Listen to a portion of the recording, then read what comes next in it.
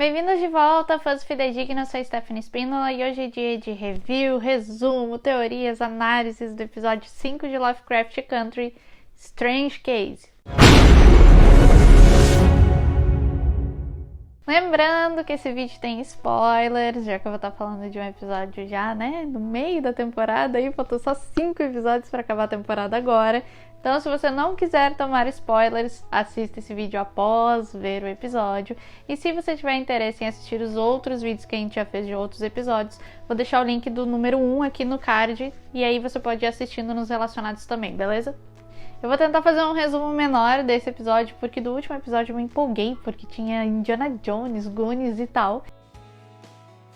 Então, se você não quiser assistir o resumo desse episódio, é só pular pro tempo que tá aqui na tela. Então, gente, esse episódio é um episódio tipo de transição, assim, algumas pessoas chamariam de filler, mas eu não acho que se encaixe num episódio só pra encher linguiça, sabe? Ele é um episódio bem focado na Ruby, é uma consequência do que aconteceu no episódio anterior, né, que ela encontra o William e eles acabam ali tendo um affair. Então esse episódio, ele é diretamente conectado ao anterior, as consequências, né, desse encontro dos dois.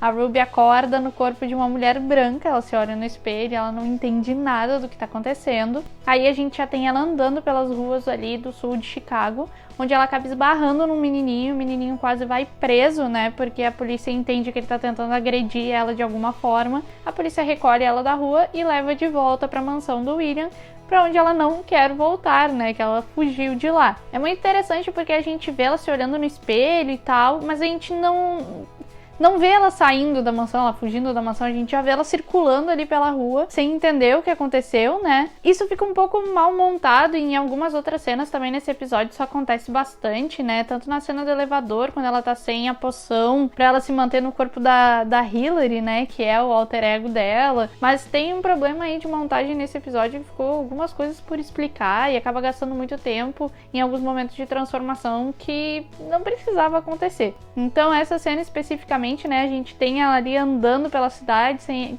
entender o que tá acontecendo. No carro com os policiais, ela começa já a sentir os efeitos ali da transformação, ela não sabe o que tá acontecendo.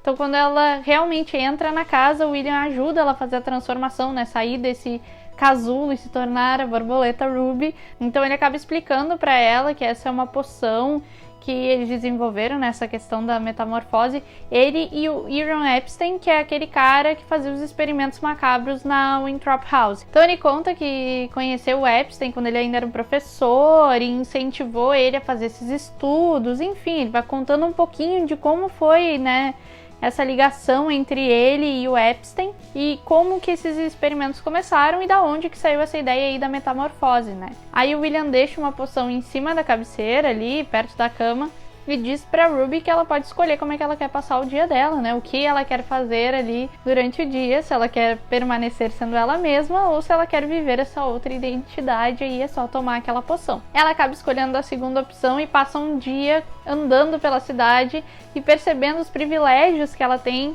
apenas por estar no corpo de uma mulher branca, né? Ela tem essas constatações ali, ela não precisou gastar dinheiro, ela não precisou fazer nada, ela ganhou tudo simplesmente por ter uma pele clara. A série mostra muito bem isso, né? Esse sentimento dela de como a Ruby não consegue atingir os objetivos que ela quer porque tem algo que a impede, e o que impede é esse preconceito da sociedade, né? Enfim, depois dessa segunda vez que ela toma a poção, ela acaba resolvendo manter esse alter ego aí por um tempo e ir até aquela loja de departamento que ela tanto queria trabalhar, né? E tentar conseguir um emprego. Só apresentando o currículo dela e por ela ser uma mulher branca, ela já ganha um posto, né, de assistente de gerente.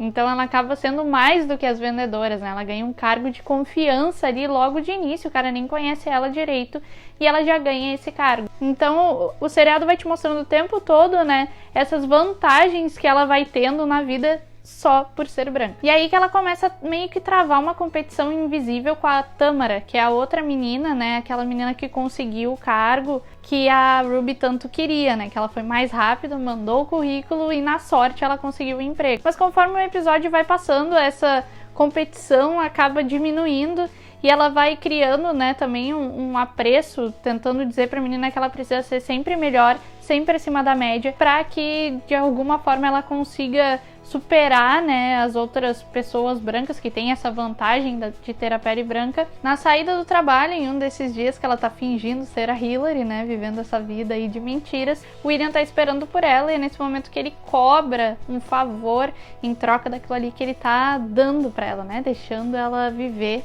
essa vida aí de mentiras. Ele cobra um favor em troca. Ele diz que ela tem que encontrar a Cristina numa festa naquela noite, tem que ir como Ruby mesmo, e ela vai contratada como empregada ali durante a festa. Lá a Cristina entrega pra ela o que parece ser uma runa para que ela coloque no escritório do chefe de polícia. É aí que a gente descobre que a festa se passa na casa do Lancaster, né? Que é aquele cara que apareceu no episódio anterior, que ele e a Cristina têm uma rixa por causa da casa do Winthrop que a Cristina vendeu pra Letty. A Ruby diz que, cara, eu não vou botar isso aí no escritório do policial, entendeu? Mas a Cristina diz pra ela que ele tentou matar o William e que a Cristina foi quem manteve o William vivo, né? Então, pra se vingar do Lancaster, ela precisa colocar aquela runa no escritório do policial.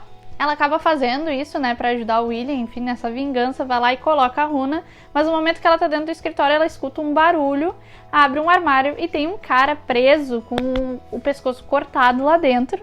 Nesse momento ela escuta barulho de pessoas na porta, ela entra no armário, se fecha ali e o Lancaster entra com outros caras e acaba trocando de roupa. Nessa hora a gente até vê que ele tem uma parte do corpo de outra cor e o que parece ser que o torso dele foi costurado ali no lugar onde era para ser o dele mesmo, parece ser de outra pessoa. Então talvez ele tenha passado por algum experimento também com o Epstein na casa Winthrop, mas a gente não sabe muito bem o que foi. Ficou uma coisa meio corra, assim, sabe? Tipo, trocou de corpo com uma outra pessoa. É nessa hora que o Lancaster fala para os outros caras que o observatório Winthrop tá seguro. Ou seja, a gente acaba tendo uma nova informação aí de que além do planetário, aquele que tá com a Hipólita, existe um observatório. E o que é esse observatório? Onde é que fica, né? Será que é a casa Winthrop mesmo ou é outro lugar? Então acabam levantando todas essas questões aí durante essa conversa. A gente não sabe muito bem onde é, mas a gente sabe que tanto a Cristina quanto a hospedaria de Chicago querem esse lugar e também querem a chave da máquina do tempo.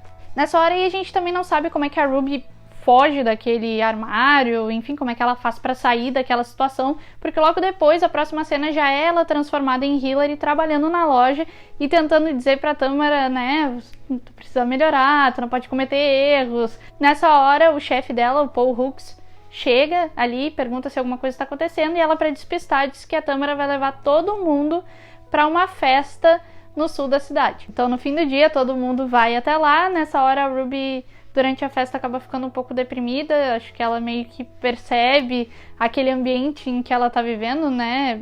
Enfim, ela tem outros momentos ali em que ela escuta comentários preconceituosos das colegas de trabalho ou da forma que tratam a Tamara também. É bem complicado, assim, ela vai alimentando esse sentimento, né, de raiva, de injustiça, e daí ela resolve deixar pra trás aquele personagem ali no fim da festa. Ela tira fora aquela carcaça da Hillary e acaba assumindo o corpo de Ruby novamente. Nessa hora ela dá uma olhada por uma cerca e ela vê o chefe dela tentando assediar a Tamara. Então isso aí só acende ainda mais a raiva que tava dentro dela. Aquele sentimento de ver as pessoas se divertindo ali na festa, né, enquanto um tempinho atrás estavam falando mal, né, do pessoal ali do sul de Chicago. É basicamente aquele meme do, enfim, a hipocrisia. Depois disso ela volta para a mansão do William, claramente triste, né, e abatida com tudo que aconteceu. Ela vê a Cristina saindo do porão e trancando a porta, e a gente ainda não sabe o que tem naquele porão, estou muito curiosa para saber. E ela pergunta, tipo, o que você tá fazendo aqui se essa não é a sua casa, né, querida? E aí a Cristina meio que dá uma volta nela e fala que ela não tá usando a poção da forma que deveria e nem aproveitando a oportunidade que foi dada para ela, que é de assumir aquela carcaça pra fazer o que ela não poderia fazer sendo Ruby. E aí nessa hora que ela resolve agredir o chefe dela com um sapato, né, numa das cenas mais fortes aí, eu acho, do seriado até agora. E é uma cena muito impactante também porque ela vai se transformando nela mesma conforme aquela ação vai acontecendo, e dá pra ver que é uma outra Ruby que sai daquele casulo, sabe? Ela foi transformada por aquela ação, ela foi transformada por aquilo ali de uma forma que não tem como voltar atrás. Então dá pra ver nos olhos dela, dá pra ver na forma que ela reage que é uma outra pessoa, sabe?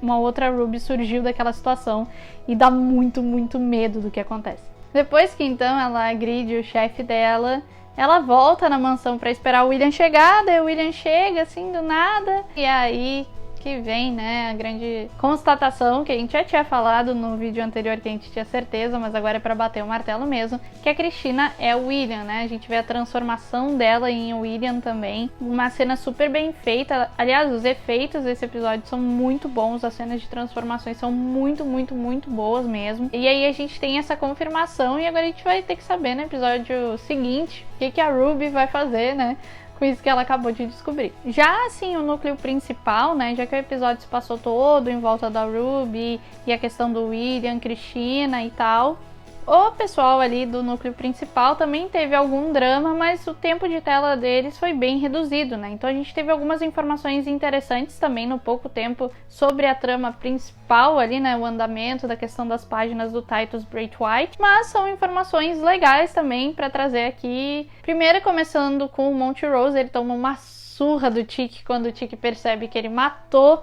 a Yarima no último episódio e se livrou do pergaminho, mas ele toma uma surra, cara, uma surra, que eu senti a minha alma lavada naquele momento ali pelo que ele fez no episódio anterior, mas também me bateu um pouco de pena, sabe? Eu não achava que ele ia apanhar tanto assim, fiquei dividida, assim, fiquei um pouco balançada. Nisso o Tick então demonstra que ele tem uma raiva guardada por toda a questão da guerra, tudo que ele passou na mão do pai, o quanto ele apanhou do pai, ele tem aquele ressentimento ali dentro que nem ele sabia que ele tinha. Ele sai desesperado pela casa, né, tentando saber se a Letty tirou foto do pergaminho para poder guardar, para ter uma segunda opção depois de tudo que eles passaram. Se eles perdessem tudo, ia ser um pesadelo. A Letty acaba ficando assustada com a forma como ele tá reagindo e desce com o taco de beisebol, aquele mesmo que ela usou no episódio de número 3. Dá pra ver que ele fica bem consternado com o que ele acabou de fazer com o pai dele. Depois os dois conversam e acabam se entendendo, né?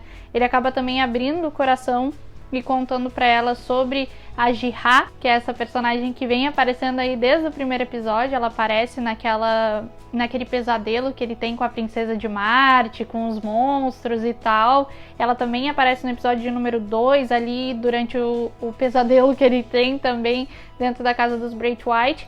Então ela tá andando aí na história faz um tempo e talvez no próximo episódio ela realmente apareça. Paralelamente, o Montrose, eu não sei se ele passou de todos os limites que ele acreditava que ele poderia passar, e nisso ele acaba decidindo que ele vai viver a vida da forma que ele gostaria de viver e ser quem ele realmente queria ser, né? Então ele vai de encontro ao namorado dele, o Semi, e ele realmente tem uma cena ali durante um ballroom, né, que é uma competição drag que tá acontecendo ali durante o episódio.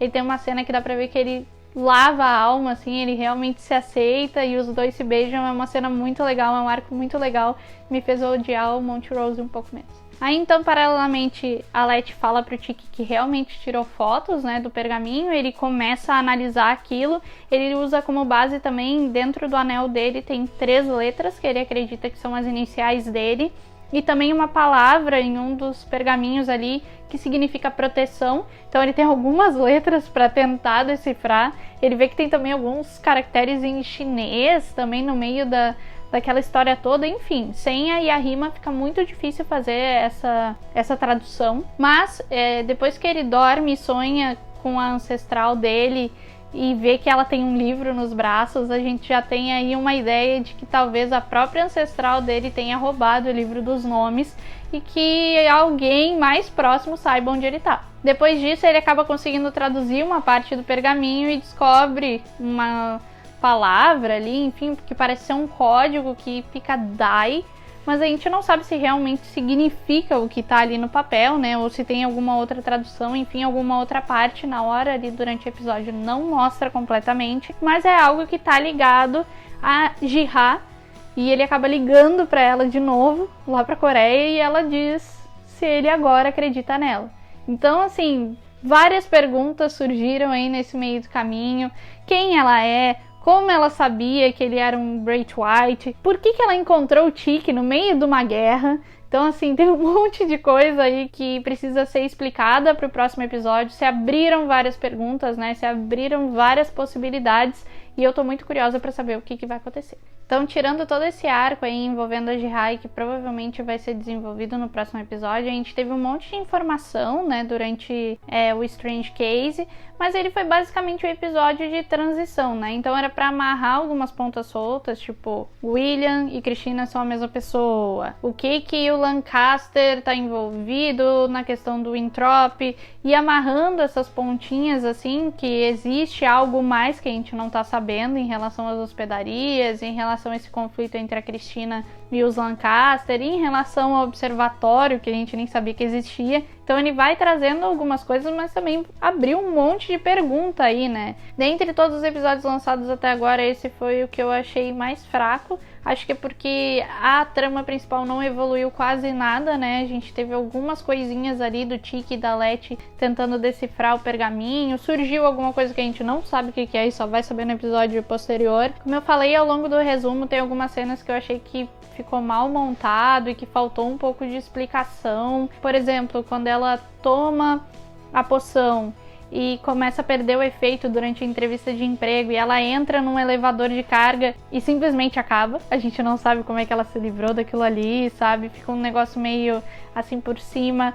Na hora da cena do armário também, que nem eu tinha falado, não tem um desenvolvimento de como que ela fugiu dali, o que aconteceu, né? Como é que ela escapou daquela situação toda. Esses pontos, assim, que eu acho que ficaram um pouco corrido para tentar contar o resto, e aí não se explicou direito. E gasta muito tempo, todas as vezes que a Ruby vai fazer uma transformação, tem todo aquele tempo de ver ela se transformando e tal, que talvez pudesse ser um pouquinho menor. Entendo darem uma prioridade para isso, porque o CGI é muito bem feito, os efeitos foram muito bem empregados nessa cena, mas acho que esses detalhes assim fizeram falta, porque fica parecendo que simplesmente foi resolvido, sabe? Eu gostei muito aí do desenvolvimento da Ruby, acho que tudo que ela passou nesse episódio vai ter consequência nos próximos episódios também, né? Talvez ela e a Letty acabem se unindo por causa disso, pelo que os Braithwaite fizeram para elas. Então talvez seja uma forma de unir essa família, ou talvez ela acabe trabalhando com os vilões, né? E acaba sendo aí uma peça a mais em toda essa confusão. Eu gostei então do episódio, mas ele foi o que menos me chamou a atenção. Mesmo ele tendo aí uma referência clara ao médico e o monstro, que é toda essa questão, né, de tomar a poção e liberar um outro lado. Acho que foi bem referenciado aí no episódio, ele todo com essa dinâmica. Além dessa referência ao médico e o monstro, que em inglês chama Strange Case, o início do livro, né? Então tá tudo conectado. Vocês também devem ter reparado, não sei se repararam, que a atriz que faz a Hilary, ela também é a mesma atriz que faz a Dell no episódio de número 2, que é o White is on the Moon. A Jamie Newman, então, é a mesma atriz que faz as duas personagens. E aí a gente fica com aquela pergunta, também uma outra pergunta que surge desse episódio, que é: será que para poder fazer a metamorfose tu precisa ter alguma coisa de uma pessoa que já existiu? Por exemplo, a Cristina conta que o William, ele foi baleado nas costas, né? E que graças a ela ele sobreviveu. Mas eu acho que na verdade ela só tomou a identidade dele para si e usou alguma coisa para fazer essa poção e poder se transformar nele regularmente. O caso da Ruby me parece a mesma coisa, uma pessoa que existia e que ela, tomando a poção, conseguiu se transformar nessa pessoa. Mas o que aconteceu com a Dell, né? A última vez que a gente viu a personagem, ela tomou uma pasada na cara da Letty ali no episódio número 2 e a gente nunca mais soube sobre ela. Será que eles estão no porão da Cristina? Fica aí a indagação. Um ponto interessante também a ressaltar é que a runa que a Ruby coloca lá na escrivaninha do Lancaster tem o mesmo símbolo que uma das páginas que o Tiki está estudando e que ele tem embaixo escrito como proteção. Mas é meio estranho a Cristina entregar uma runa de proteção pro Lancaster, que é uma pessoa que claramente é um inimigo para ela, a troco de nada. Então, provavelmente, de alguma forma, o Tiki estava interpretando aquilo ali de uma forma errada. Ele não é um feitiço de proteção. Mas se ele não é um feitiço de proteção, do que ele é? Enfim, todas essas dúvidas aí surgiram ao longo desse episódio. Eu quero saber de vocês quais são as teorias, o que vocês acreditam que vai acontecer. Eu já não sei mais, já não tenho uma teoria nenhuma pro próximo episódio. Estou só existindo e esperando ele acontecer. É isso, se você gostou desse vídeo, não esquece de deixar um like, se inscrever no canal se ainda não é inscrito. O like ajuda esse vídeo a chegar a muitas pessoas, então por favor já deixe ele aqui. Na descrição eu vou deixar o meu artigo completo desse episódio, com todas as referências, com o review, resumo, enfim. tudo que vocês precisarem vai estar nesse link, então ele vai estar aqui na descrição. Não esqueça também de dar uma olhada no nosso link no Apoia-se, então a partir de R$5 você pode nos ajudar a manter o site, podcast, YouTube, redes sociais e a gente fazendo conteúdo todos os dias pra vocês. É isso, até a próxima e valeu!